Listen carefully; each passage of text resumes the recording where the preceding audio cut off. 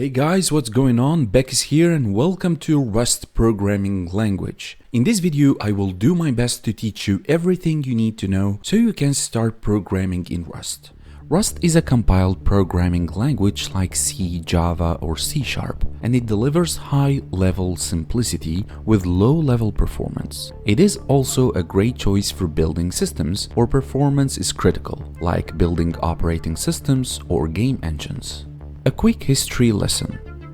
Rust started as a side project of Graydon Hoare in 2007, who named it after the rust fungus, and then it was sponsored by Mozilla in 2009. And according to the 2020 Stack Overflow's developers survey, those who get the opportunity to use Rust have fallen in love with it, and 86.1% of 65,000 developers rated Rust as the most loved programming language since 2016. One of the most distinctive features about Rust language is its memory efficiency techniques. High-level languages like Python provide garbage collector for better memory management control, while lower languages like C provide functions for memory allocation. Rust does not have garbage collector. Instead, it uses a concept called ownership and borrowing.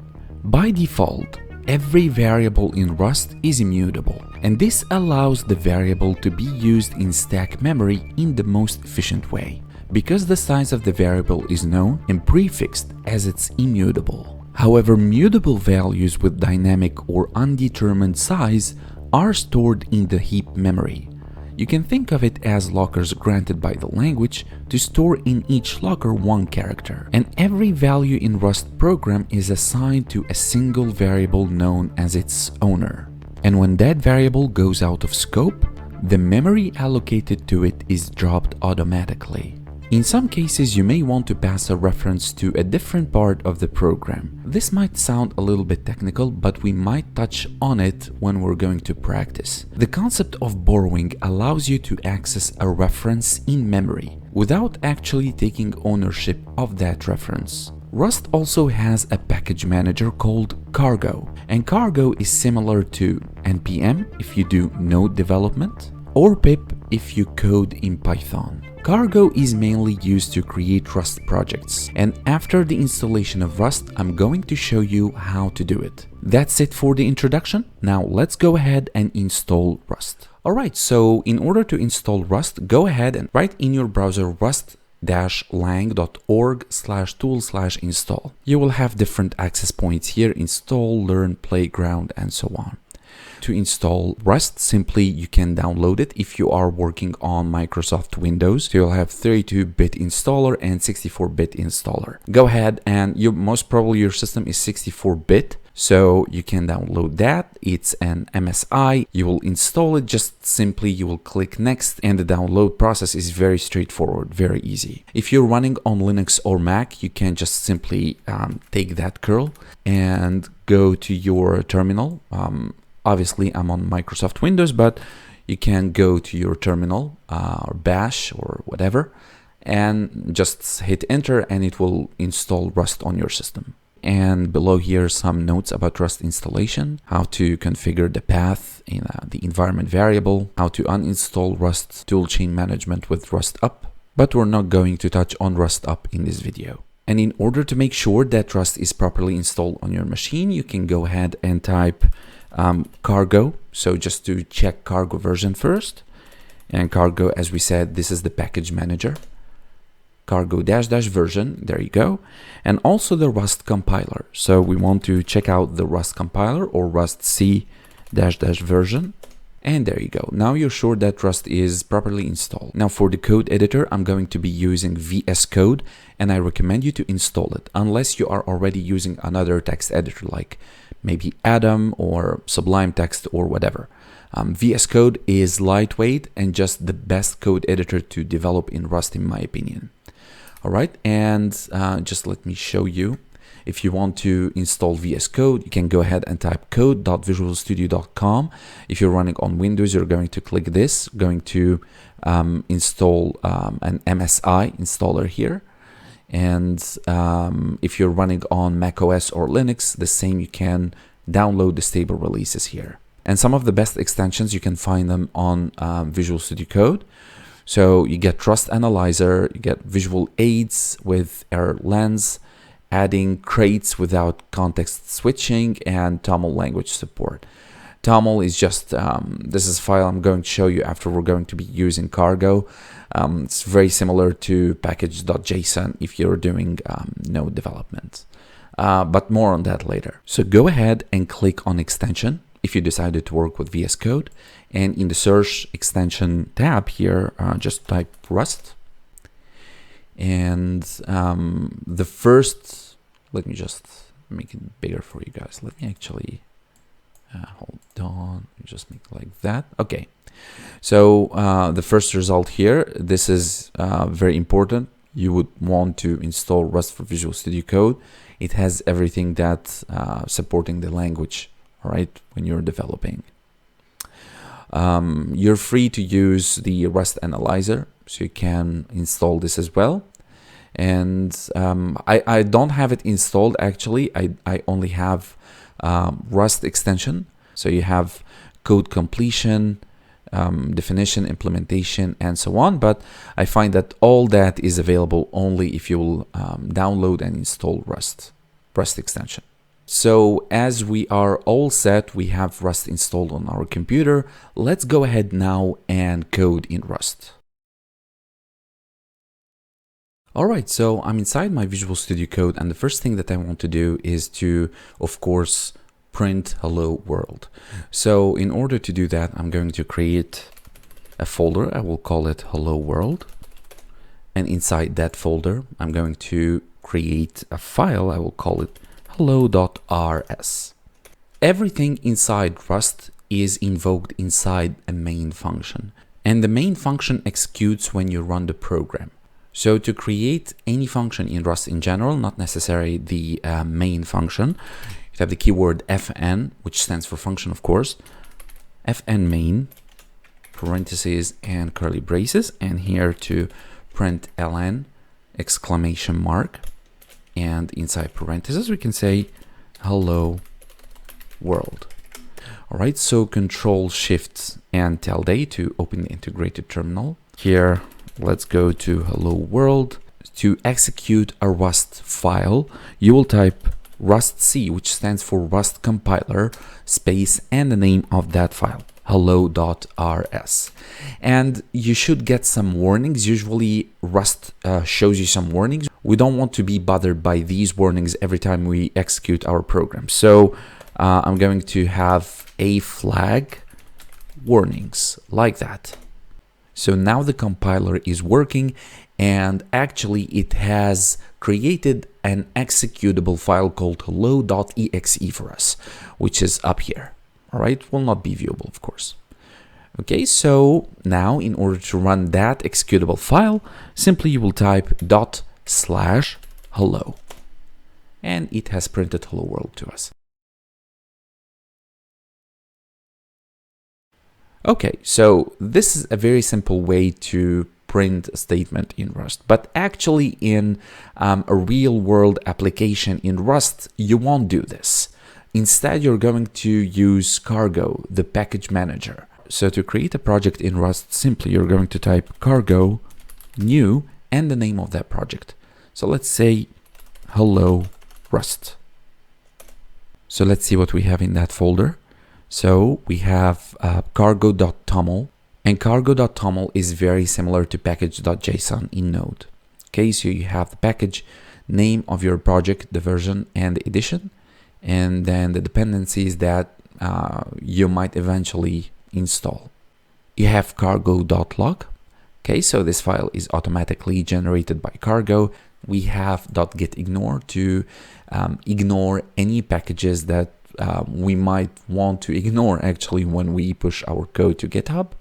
Then we have the target. This is not really important. It's all generated by Cargo actually. This is for debug, rustc info.json. We don't need to worry about all that. The most important thing to know is inside the source folder. Let me just shut this now. So we have inside the source folder, we have the main.rs with a standard main function with a print line hello world. So I have only changed from hello world to hello Rust. Now, in order to run your project file using Cargo Package Manager, you will simply go to your terminal and you will go to your Hello Rust project.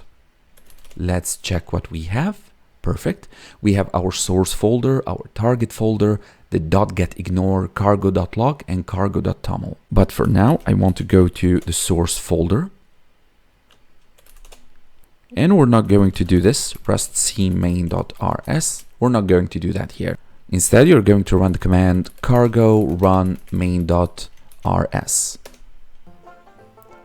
All right, it's going to compile and run the file instead of compiling on one step and then running on different step. And there you go, hello Rust is printed. Just like that, and any changes you're going to do, it's going to compile and run again.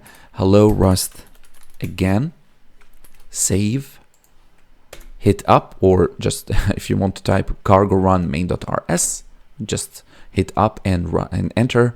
Is going to compile while updating and run in the same step.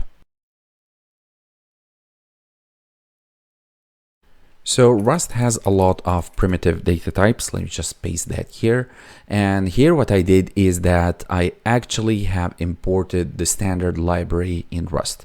So we have different data types. We have integer of 8-bit character, 16, 32, 64, unassigned 8, 16, 32, 64. Unassigned means that if you're sure that your integer is not going to be of a negative value.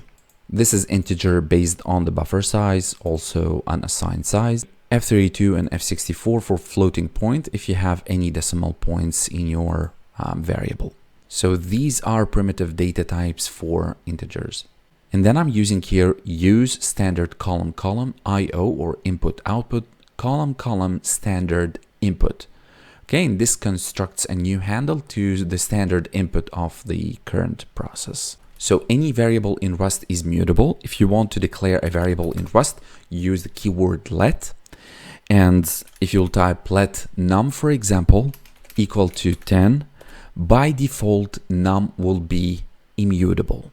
And if you want to explicitly show the data type of that variable, you can type here column and the data type that you want. So let's say, for example, this is I8, right? An 8-bit signed integer type. And by default, any variable has I32 data type. Okay, unless you know that you're not going to use too much memory for your variable, you can just set it to 8. Or on the contrary, if you know that the number will be very large, you can set it to 64. And if I want to print that number, I can type println. So we have print exclamation mark and println. And the difference between those is like we have seen in Kotlin before. So print, this prints to the standard output. And if you'll print more than one variable, it will be all attached together on one line. However, if you will use println, it will print the standard output with a new line. So every time you will use println, it will print whatever you want to print out on a separate line. So of course, we're going to use println and parentheses, double quotes, and we'll have curly braces. And this is just simply placeholder for the value of that variable that you want to print. Then comma and what you want to print actually. We can even make it like this number, or the number is, all right, and semicolon. This is a semicolon type of language. Now let's go ahead and run that one more time. And there you go, the number is 10. Let's also declare string variables. So let's say let name. And here we're going to use ampersand stir, like that. Okay, this is the data type for string. I'm going to assign it to a name, for example, let's say Beck. Let's also add another variable, sir_name, and this is a very good practice in Rust. This is called snake case, and it's very recommended by the Rust community. And let me just change that, back brace, and let me print ln, and I'm going to say my name is curly brace, and I'm going to say here name and surname. All right, and let's just print that and let's see what we will have. Up, enter. And there you go. My name is Backbrace. All right, so this is how to use interpolation in Rust language. By the way, if you don't want to get any warnings, if you will not use a snake case variable declaration, you can go up here in your program, hash exclamation mark, and inside brackets allow non_snake_ case. So how to do comments will be exactly like in Java, C, C#, the same thing. Single line comment with double slash like that, double forward slash. And double line comment will be slash, asterisk, asterisk, slash. All right, so this is multiple line comments and single line comment. By the way, let keyword is used to declare mutable and immutable variables. So we have up here let num equal to 10, and we have printed it. But let's actually try to change the num's value, and instead of writing 10, we will write 100, for example. So let me type num is equal to 100. And now let's actually try to print that. So print ln, we'll save. Let's run that one more time, and we will get, of course, a compile error. Let's see why we have this error now. So cannot assign twice to immutable variable. Num is a variable that is immutable by default. So in order to solve that problem, we are simply going to add the word mute before the name of the variable. So let mute num equal to 100. And now we have transformed this num variable from an immutable variable to a mutable variable. Let's save that. And let's get back here. Let's run that one more time. And there we go. First, it was printed as 10, and then it was changed to 100 and got printed. Right? So this is simply how to change the variable from immutable to mutable. Let me also show you if you want to print the minimum and maximum values of the different data types. Right, so you can see that the maximum for the integer of 8-bit character 127, the minimum is -128, and so on for the 16, 32, 64, for the I size, for the unsigned size. We also have other data types. We have seen the string, we have seen the integers, we have also booleans. So we have booleans. So let's see, for example, that let is valid and the data type is bool equal to true. Also, we have characters, so just one character. So let's declare a variable. We'll call it one_character or char. And inside single quotes, we will have our character. So let's now try to place the variables in placeholders. Let's say, for example, print ln, my name is, and my favorite character is, and here we will have name, surname, one character. All right, let's execute that. My name is Backbrace and my favorite character is A, as expected. You can also define multiple variables on one line. So we'll say let inside parentheses, so the variables names, not the values, right? Country and capital, and this is equal to, again, inside parentheses, and these are the values, right? So the country here is France, and the capital here is Paris. And you can print them, of course. So print ln, parentheses, double quotes,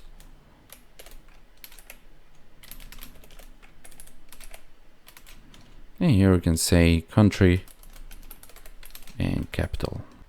and semicolon. Don't forget the semicolon. Let's run that one more time. And we should see France, Paris as expected.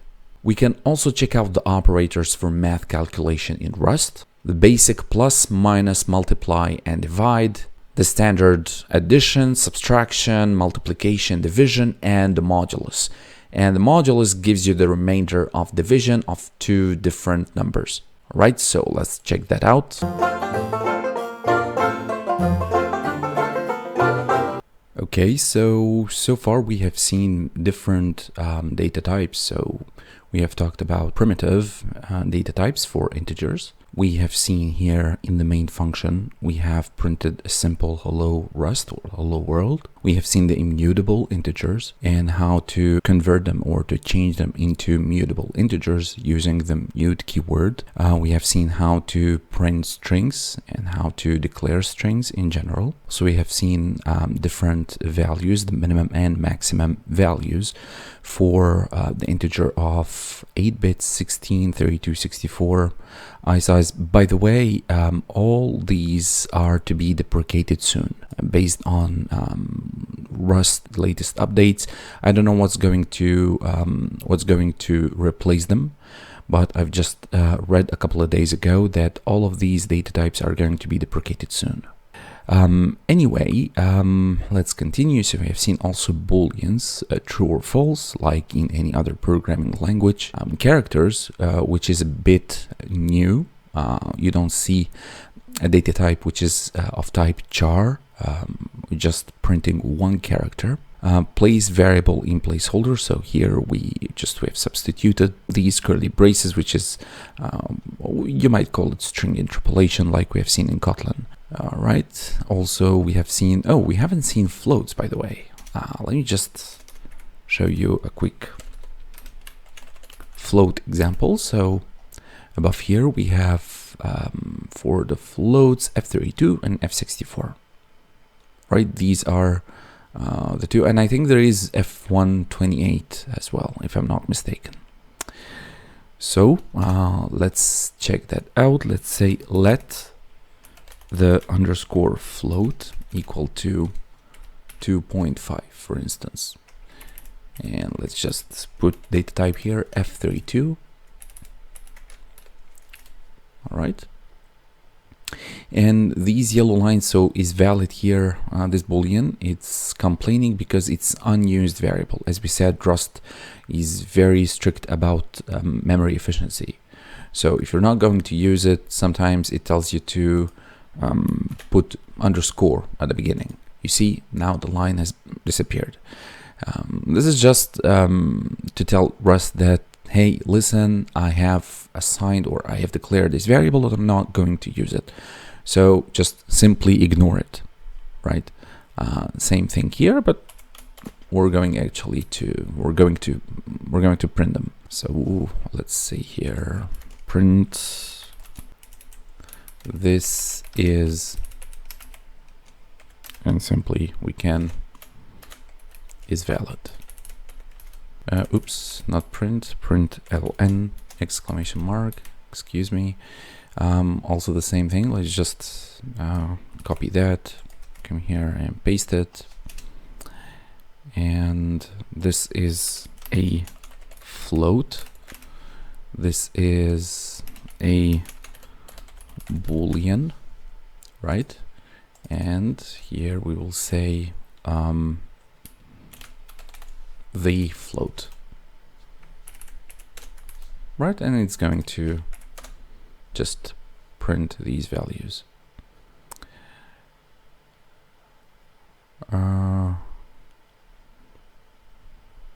So we have lost them. Let me actually change the theme because it's not very clear for me, and I reckon for you guys. I know some of you guys, you like Jellyfish theme. It's clear. By the way, I want to show you in Rust documentation, there is playground. This is very cool. You can actually play with Rust online. So what we've been doing here, you can actually do it in the playground, and it's going to compile and run your Rust file with no problems. All right. Also, I wanted to show you in Learn, in check out Rust by example. I think maybe let's check that out. Yep. So if you will take a look to primitives here, you will find that there are scalar types and compound types of primitives. So Rust provides access to a wide variety of primitives. So scalar types like the signed integers, we said signed integers, the I, 8, 16, 32, 64, 128, and its size, and also the unassigned integers, which are basically the same but for positive values, if you're sure that your data type or your variable is going to be of a positive value only. Also floating point, F32, F64, char, bool, and unit type is just empty parentheses or empty tuple, right? So this is the scalar types. Another type of types is, or another kind of types is compound types, which is composed of arrays, right? Which is a list of homogeneous data types, and also tuples, one true, which could be a mix of different data types, tuples, floats, other tuples inside the main tuple, nested tuples, I mean, and so on. Right, so this is the compound type. So we're going to see that later. So I think it's a good idea not only to just watch this tutorial or other YouTubers' tutorials, but you need to do your homework, right? You need to read the documentation if you're really serious about Rust language. I can tell you that Rust is a very, very cool language. I love it. I started to love it even more than Python. So it's a very good idea to put the manual or to put the book, because they wanted to call the documentation of Rust the book. So put the manual or put the documentation next to you while you're watching my tutorial or other YouTubers' tutorials. And that's all what I have for you guys for data types and variables. Okay, let's talk about constants. Constants are just variables that are declared in the global scope and cannot be changed. So if variables are declared with the let keyword, for example, let keyword could be only used inside the function main scope. Okay, you cannot declare a variable outside of the global scope, right? You cannot say, for example, let name of type string equal to Rust, right? You cannot say that. And you can see that Rust is complaining expected item found key let. However, if you will take this and you will insert it inside, now it's okay. So if let is declaring a variable, whether mutable or immutable, the keyword const declares a constant, and a constant cannot be changed, can never ever be changed. It's not like you will put the keyword mute before your constant, it's just it doesn't work. There are some strict rules about constants. So the first thing is, of course, the keyword const. The second thing is the constant's name should be all in capital letters. And if it's more than one word, should be separated by an underscore, right? So we can say the underscore const underscore int, for instance, just to declare an integer of type, let's make it U8, and we'll give it a value of 10. And it's complaining here because it's not used, right? So to solve this problem, as we said, just add an underscore before. Let's also, so let me just copy that, and let's have also a string of type and stir. And let's say, for instance, Cairo, right? The capital of Egypt. And you can see that these constants are okay to be declared in the global scope, right? So just going to add a comment here. You cannot declare variables in global scope. And let's print first the integer, and with the respective order, of course. So we'll say the const int and the const str, right? Don't forget the semicolon here, and let's run that.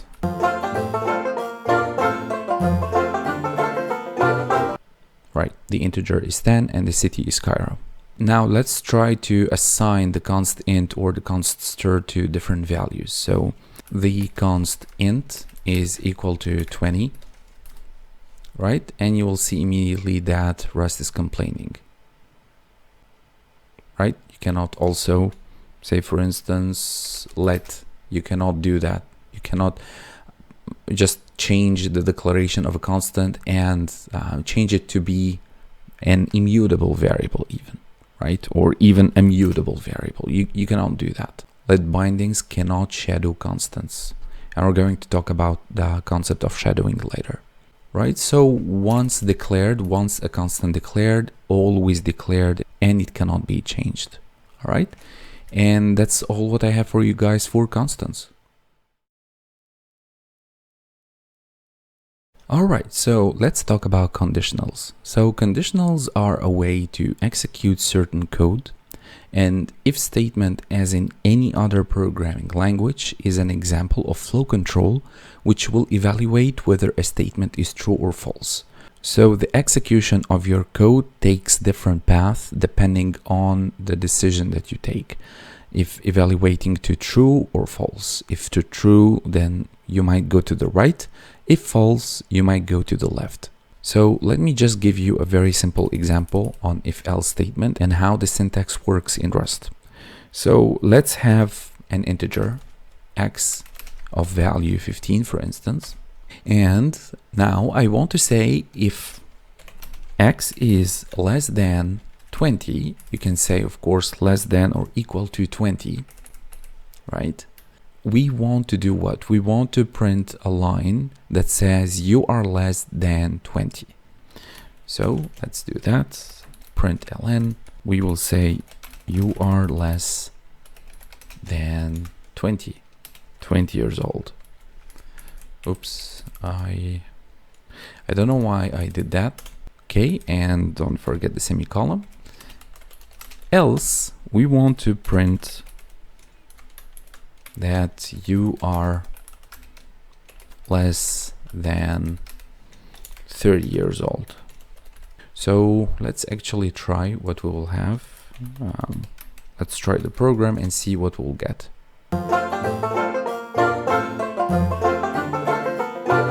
Right, you are less than 20 years old, because indeed I am 15. So let's say, for instance, that I am now 25. I changed the age. Let's run that again. Now you have a different output. You are less than 30 years old. Now let me change the value to be 40 instead of 25. And here below, I want to say else if x is less than 30, right? So we have our x is equal to 40. Now, if x is less than or equal to 20, I want to print you are less than 20 years old.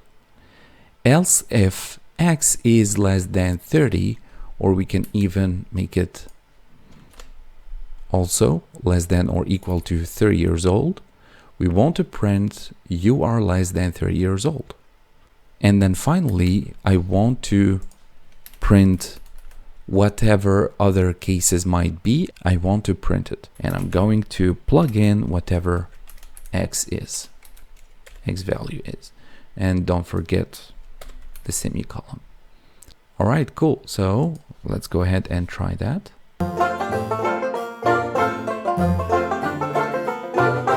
Your age is 40 indeed, because it's not less than 30 or equal to, it's not less than 20 or equal to 20, it's equal to 40.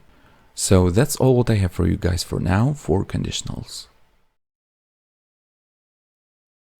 Alright, let's talk about infinite loops, break, and continue. So first of all, loops, as in any other programming language, is used to do something on every element in a collection. But if used without conditions, the loop could be infinite and might crash your software or your program. Let me declare a variable here, and this is equal to 0. You will just type the keyword loop and open curly braces like that. So now I want to increment n by 1. So you can say n plus equal to 1, for instance. This is one way, or you can simply say n equal to n plus 1. We'll do the same thing, incrementing n by 1. Now I want to print line. Here I want to say the value of n is, and the crazy n that is going to crash the memory. Cargo run.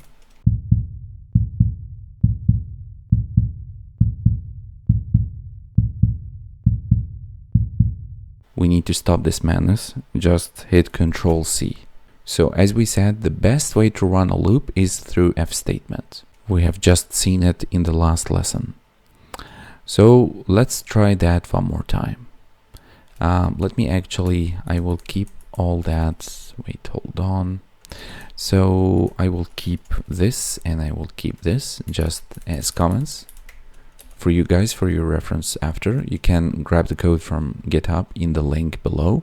And I want to check using if n is equal to or more than 15, right? I will break out of the loop. I will exit the loop. And then down here below, let me just grab the same line.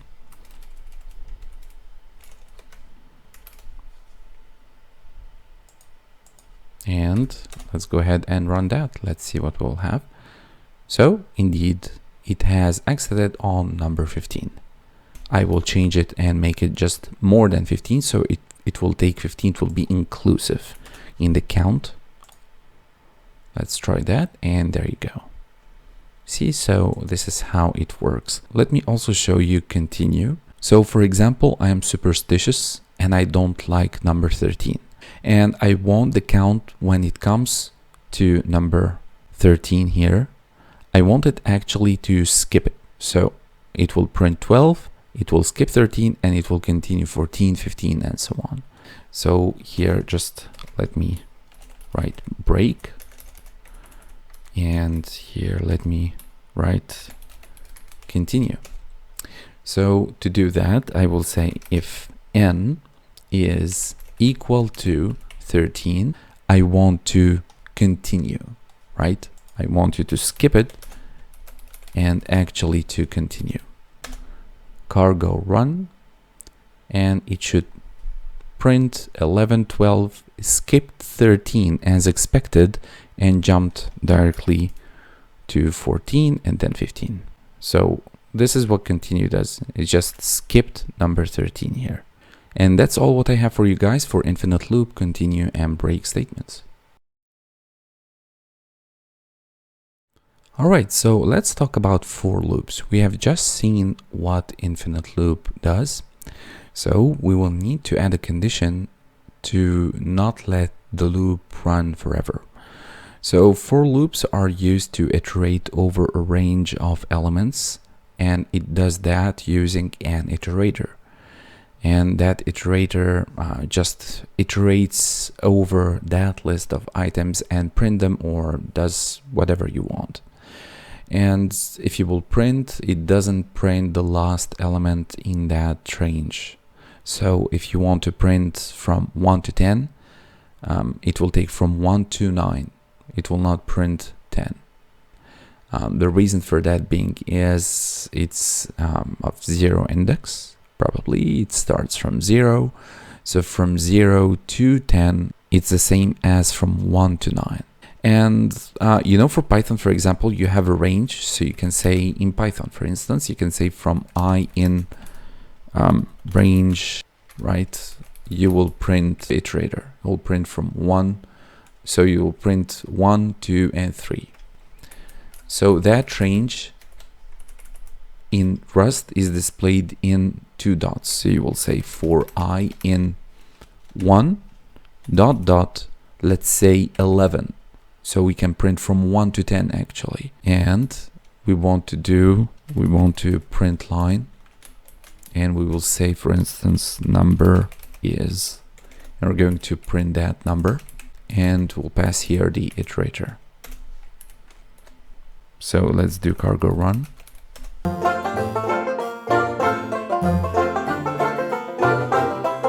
And there we go.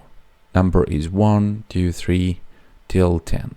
You also can do it differently. Let's say, for instance, that let x is equal to, and you can define a range as well. So we want to print from 1 to 5, so I will make it from 1 to 6. This is the range. And in order to loop in that x variable, we can say for I in x, just like that. Cargo run again, and indeed we have printed from 1 to 5. We can also use for loop, by the way, to look over a vector. Maybe we will need that, so I will put an underscore here. So here I'm going to declare fruits variable, and this is going to be a vector. So you cannot put inside the vector, for example, a string and then a float and then a boolean. You cannot do that. So a vector of different strings. Let's say, for instance, orange. Look, if I will put 12, it will complain. It doesn't like that, right? Rust does not allow it. So we'll need another string. Let's say apple, and here let's say mango. And don't forget the semicolon. So I want to iterate over that fruits vector for, and here I will have 2 different arguments. The first argument will be index. So here, for example, this is 0 position, 1, and the actual element. It's represented by the I or the iterator. In fruits, go ahead, print line that says fruit number whatever is whatever. And we will need our 2 arguments here, the index and the I. So Rust is complaining because we need 2 more methods, right, on the fruits vector. So the first one is iter, and iter simply is going to return an iterator over the slice of inside that vector. So orange, apple, mango, it could work without it, but if you will not use it, the ownership of that fruits vector is going to be transmitted or changed inside that for loop, right? It will not be read outside for loop. And also we will need a method called enumerate. And enumerate simply is an iterator that yields the current count and the element during the iteration. So because we have 2 different arguments here, we will need to enumerate. And we have the same enumerate in Python, right? It does the same thing. It returns the index and the iterator. Okay, so let's actually try that out on the PowerShell. And there you go. Fruit number 0 is orange, number 1 is apple, number 2 is mango.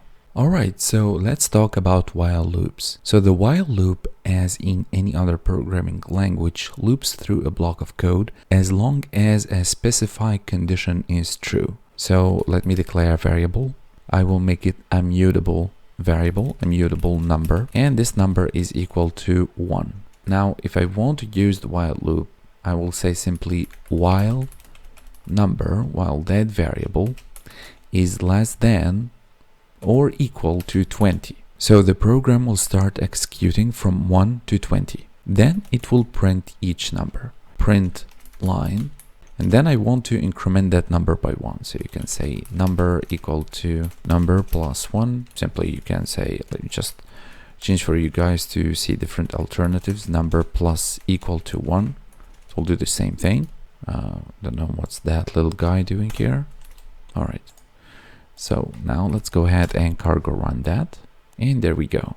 From 1 to 20 inclusive. Let me also show you another example. So here I want to check if from number 1 to number 40, for instance, what numbers are odd and what numbers are even. While number is less than or equal to, make it 40.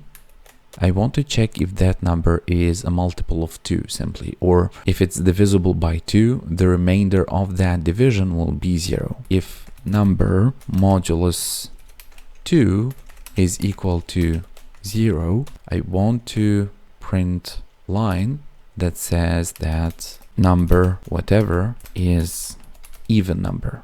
Else, let me just take that line, be the same. Else that number will be an odd number. And the last thing, don't forget to increment that number by 1, right? Number plus equal to 1. All right, so let's go ahead and run our program, cargo run, and let's maximize this. And there we go. It has printed from number 1 till number 40 and says that each, so 1 is odd, 2 is even, 3 is odd, 4 is even, and so on. So that's all what I have for you guys for while loop in this lesson. So let's talk a little bit about tuples. So tuples are just a collection of various variables wrapped in parentheses. If you do Python coding, you would know what tuples are. Tuples can contain strings, integers, any other data type. It can contain even mixed data types together. So in one tuple, you can have integer, string, boolean, float, and so on. It could even contain nested tuples inside. So let me just show you what I mean here. So in order to declare a tuple, you will use the keyword let. And let me just say, let's actually define a string tuple. And we'll open parentheses, and I'm going to enter different strings. So rice, for instance. So this is a string tuple.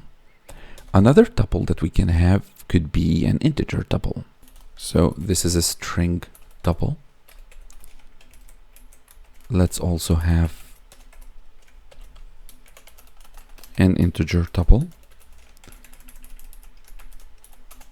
So simply I'm going to add an I to say that this is an integer tuple, and we're going to add just 1, 2, 3, 4, 5. Right?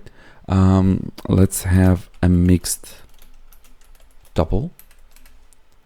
And we're going to add different data types inside, as we said. So we can say Smith, Laura, true, 5.2, can have an integer. Let's have a character between single quotes, like that. We can also return any member of the tuple using the 0 index basis. So print line, and I'm going to say the second name is, and the integer is, while the boolean value is.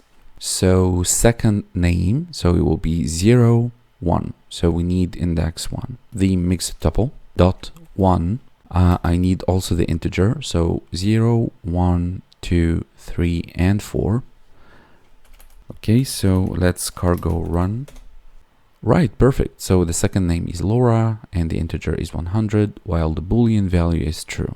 Another thing I wanted to show you is the nested tuple, n underscore mixed tuple. Okay, so let me have another tuple. We'll say 10, 20, and 30. Right, so let's try to print a value here. So print ln, first value of nested tuple is, second is, and the third is, and we will type our nested mixed tuple.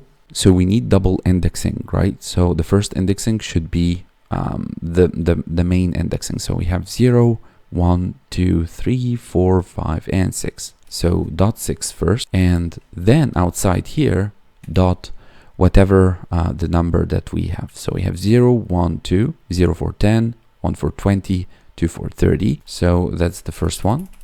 And I need 2 more. So here are 2, and here is 1. And let's run that.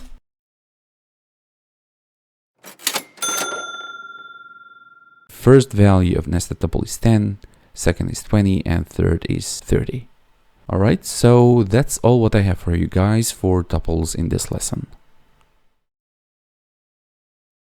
We have seen actually how we can write functions in Rust. We have seen the main function, right, which is the main entry point for the program. But if you want to write any other function, you can write it outside of the main function, somewhere here or above.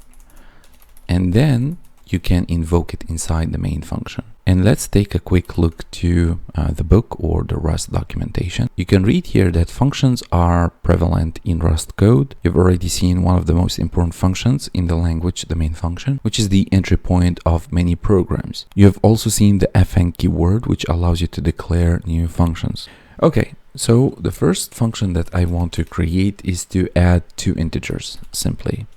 So add underscore int, or let's say num rather, and we need two arguments or two parameters. The first is going to be x, which is integer of 64-bit character, and the other one is i64.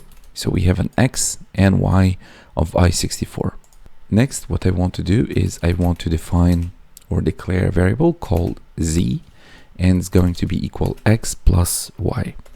And here simply I want to print a line that says the addition of should be x and y is equal to z, right? And here we will just add our x, y, z variables, and don't forget the semicolon. And in the main function, our entry point to the program, I'm going to call the add. So add num, and automatically you can see that Rust has displayed to us the parameters that should be entered, right? We need two integers. So notice if I will enter, for example, a float 2.5, take a look, expected i64 found floating point number. All right, so let's have, for instance, 121 and 78. Okay, now let's go ahead and we have what's called functions, right? cd functions, cd source, and cargo run. All right, perfect. The addition of 121 plus 78 is equal to 199. Okay, great. Let's have other functions, 1, 2, 3. Now let's go ahead and invoke all of that. Sub mult div. The only parameters that Rust is not happy about is this, because it should be f64. Right, so these are the functions that we have invoked inside the main functions, and we got the results. Very neat, very clean. We have passed some arguments. So I'm going to try to write another function inside the main function, not necessarily outside here in the global scope, and then invoke it in the main function. So let's say, for example, that I have a string. So let the string equal to Bananarama, and it's complaining because it's not used yet. So let's add this underscore here, and let me actually create the function lower. And this should return Bananarama in a lowercase. And I'm going to say the lowercase of the string is, and then I will pass this inside here. And then I will take the string, and then I will access a method called toAscII lowercase. So as this variable or the string is outside of the lower function scope, it can see it. The lower function cannot actually see that variable. So to solve that problem, I'm going to cut it and paste it inside that scope. Now lower function can read it clearly, right? If you'll hover over, you'll find that it's of type string and it has the value of Bananarama. So we have created the function, but we didn't invoke it here. So simply we'll say lower, and let's try that again.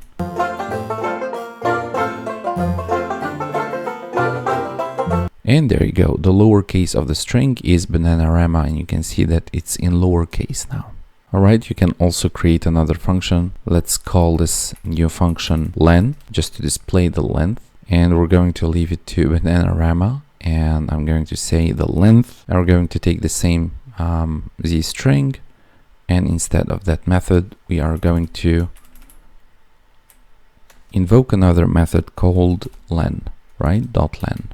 Also invoke it here below, and let's run that one more time. So now we get the lowercase and we get the length of Bananarama, which is 10 characters. 1, 2, 3, 4, 5, 6, 7, 8, 9, and 10.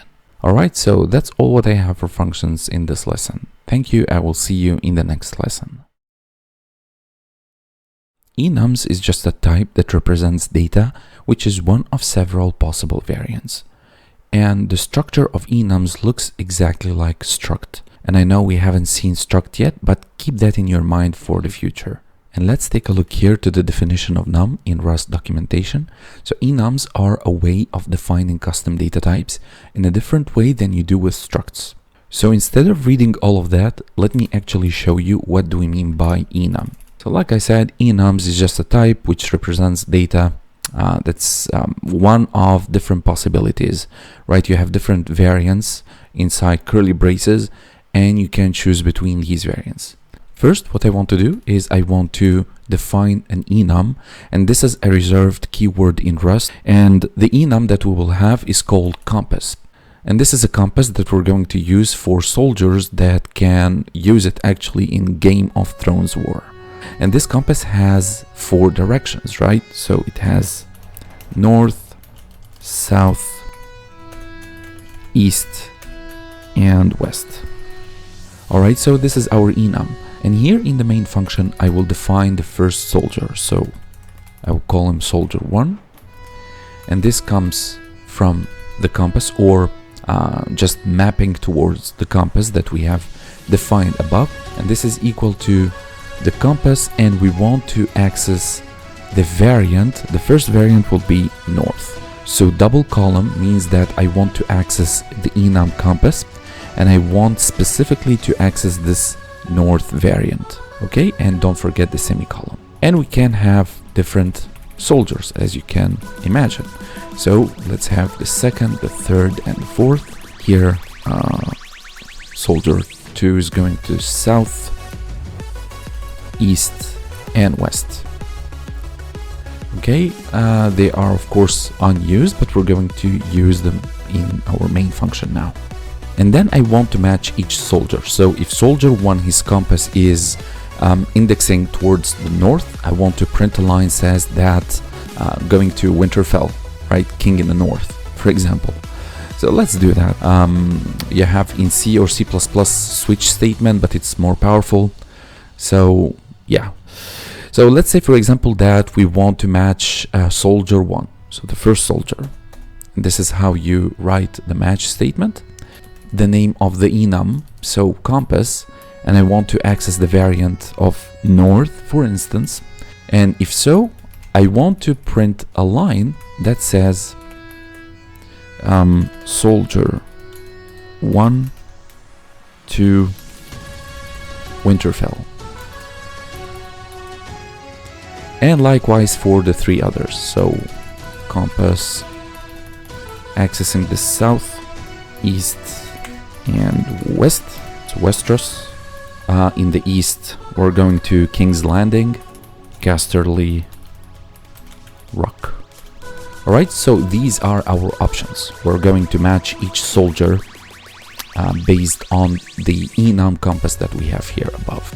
Alright, let's run that and see what we will get. Cargo run. And this, by the way, for soldier 1 only. So we are checking now soldier 1. There you go, soldier 1 to Winterfell. If we will change to soldier 2, run that again, we will have different outcome. Soldier 2 to Westeros. We can make even like that. So let's take all of this 1, 2, 3, and we will match soldier 2. We will match soldier 3. Oops. Okay, soldier 2, soldier 3, and soldier 4. Right, save. Run again. Alright, soldier 1 to Winterfell to Westeros, and so on. And that's all what I have for you guys for Enum. Thank you, and I will see you in the next lesson.